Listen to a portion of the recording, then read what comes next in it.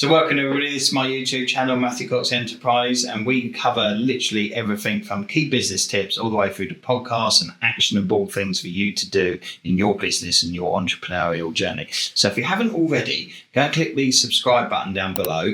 That basically allows you to not miss any of the videos that will come up in your feed and the rest of it. And then basically when you do that, it will notify YouTube that you like the video or you like the channel, and it might recommend it to another entrepreneur who they might pick up a different type of key fact or tip from our plethora of back catalogue of videos that we've done throughout this year. So what are we going to be talking about today? We're going to be looking at your goals and what you've done in 2024. So a bit of a recap, really. So get your list out, your 2024 list that you made back in January. Oh, you haven't made one. Didn't think you would. No? Right. 2025, you're going to actually make that list, right?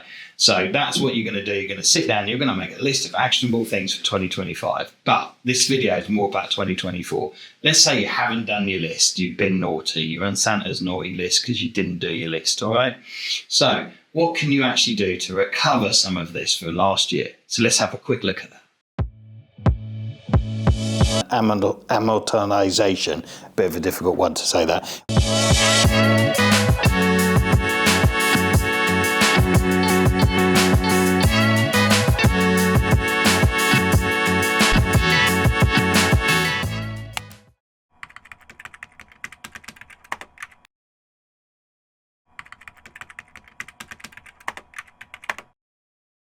Right, what we're going to be looking at is some key tips here. So what I want you to do first of all is look at your profit and loss for the whole year. I'm going to assume that you haven't looked at your management accounts. You haven't probably even been into your software or whatever. Go get your password reset first of all. Get into that software and have a little dig around and a look at it. Maybe questions and things. Look at some stuff you've signed up for that you probably don't need anymore. Look at some profit and loss. Look at some kind of wages versus overheads. Make sure that you've maintained your profit margins. And if you don't know what your profit margins are, go and find out what the industry average is. It's a really good way of assisting you in kind of setting those goals. So have a look back over that in your kind of profit and loss in your software. My next key tip is going to actually be looking at your customer basis. You don't want to have customers that are too concentrated anywhere at all. So if you've got one customer that makes up more than about 10% of your business, your job is to dilute that customer. So your 2025 plan is going to be about diluting that customer so that you don't kind of you don't come unstuck with them, basically. So many times do I see businesses get into a distressed position or fail because their main customer, who they love for years, and they knew Fred and Fred's dad and all the rest of it, but then suddenly that business gets sold, or Fred's dad dies or whatever, and then somebody else comes in who's not connected to you and they like to run things differently, and you lose that business that's making up 20, 30, 40% of your business. Every business has this every now and then. My business has got this where we've got a customer who makes up about 65% of one of our departments. Well, our job is hell-bent on Project Dilute and get them diluted down so they're no more than 10%. Yes, it's a big task, but that is your job as the entrepreneur. So have a look at your customer basis and see where, if that exists in there anywhere at all. They might have grown. They might be ordering more stuff from you. So they may not have been 10%, but now they are. So have a look at that alongside your P&L, as we mentioned before. So my next key tip is really looking at your kind of fixed costs, if you like, your rent, your kind of staffing costs, everything that's fixed into your business. Make sure you're getting good value for money for that. I know that's part of your overall review, but sometimes people just go, oh yeah, the rent's okay or whatever, or I'm paying business rates. Well, you know what? You might be able to look around. You might be able to get some discounts on things. You might be able to go back to your landlord, renegotiate the rent so that you're kind of struggling a little bit at this time.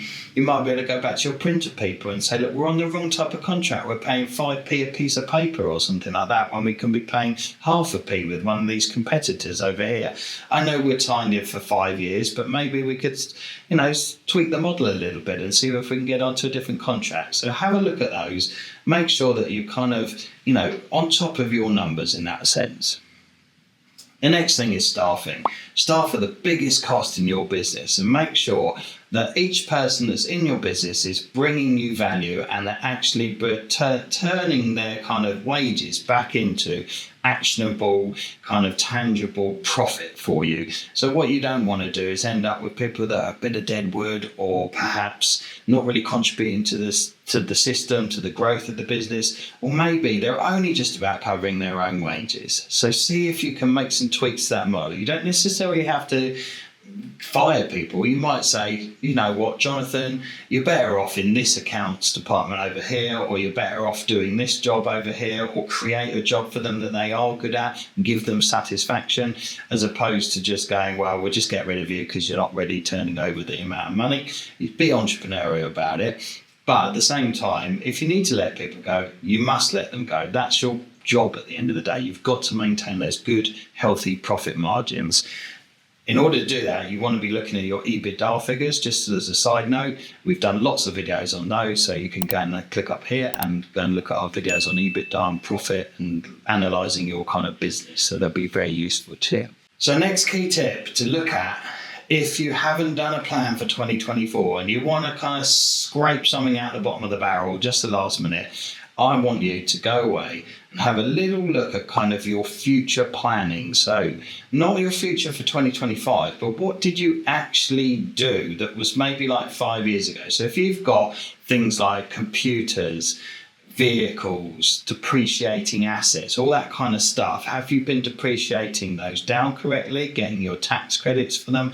But also, are you planning and budgeting for actually replacing those things? If you're not at all, they're going to come and bite you in the backside at some point, because you're going to suddenly need to replace a fleet of vans or maybe some load of computers or something like that.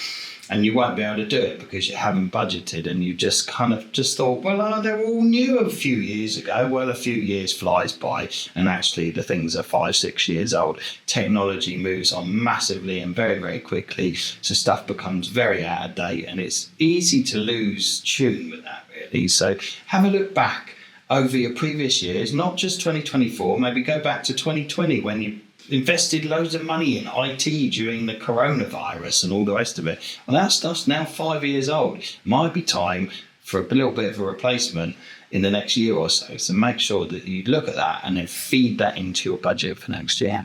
So those are my kind of key tips to do if you haven't had a plan for 2024, so you can scrape something from the ashes and get on with it, and really look at your review for last year.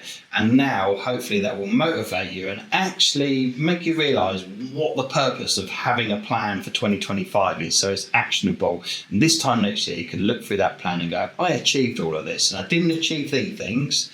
Why didn't I achieve them? Are they transferable, or are they too high a goal set, or whatever? But at least you can have that kind of proper review of things, as opposed to doing a backwards review, which is what we're talking about in this video. What we're trying to do is salvage a bad situation. So you're definitely on the naughty list if you didn't do your list this year. Hopefully that's been a really, really good video for you. Lots of nice tips and the rest of it, so that you can take those away and action some things for this year. Right. Before I go, please just do me a favour, a little holiday treat. Go and click that subscribe button and the like button. Give this video a little thumbs up. Comment section below. Really like to hear from you. We look at the analytics all the time, and we see a lot of people watch the videos and the rest of it, but then not subscribe. We'd like to change that. So if you could do us a favour on this little mission, just to get a few more subscribers and get the message out there, it would be really, really super, super, super grateful. Thank you very much.